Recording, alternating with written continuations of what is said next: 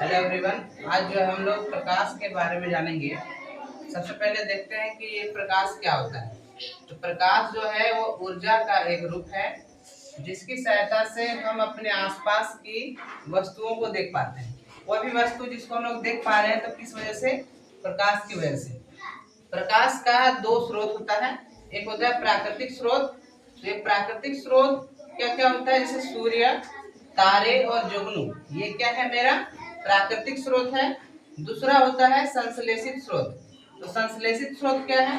जैसे बल्ब, मोमबत्ती, torch, LED light, ये सभी जो है संश्लेषित स्रोत है।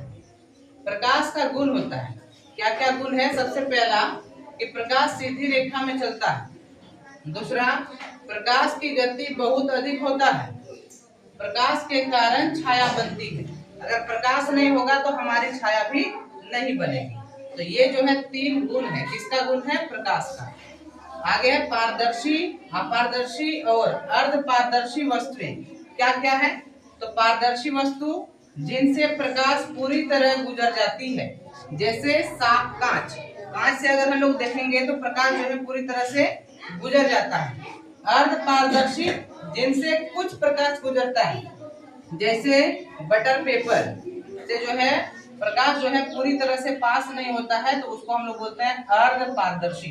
इसके बाद अपारदर्शी जिनसे प्रकाश नहीं गुजरता है, जैसे लकड़ी और ईंट, इनसे प्रकाश गुजरता ही नहीं है, तो इसको क्या बोलेंगे? अपारदर्शी वस्तु।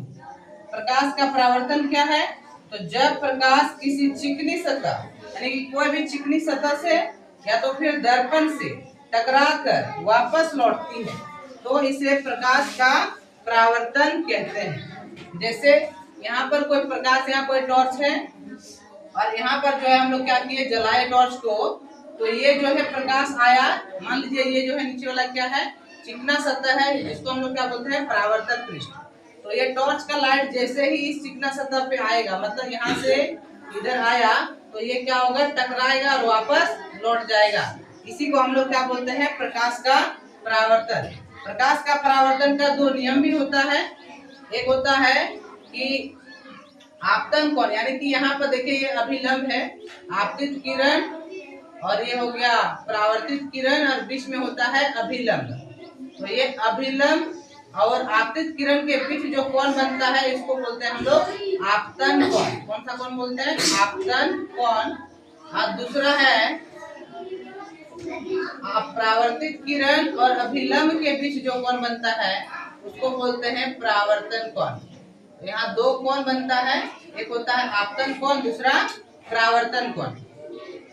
प्रकाश का परावर्तन का दो नियम भी होता है। वो क्या होता है कि आपतन कोण और परावर्तन कोण बराबर होता है, यानी कि angle I equal to angle R. दूसरा, आपतित किरण, परावर्तित किरण और अभिलंब तीनों एक ही सतह पर होता है। देखिए ये तीनों जो है, आपतित किरण इधर से आया, इधर से परावर्तित किरण, और यहाँ पर है अभिलंब, ये तीनों जो है एक ही सतह पे टकरा रहा है। कहाँ पर? आपतन बिंदु पर। यानी तीनों जो है कि कहाँ पर है?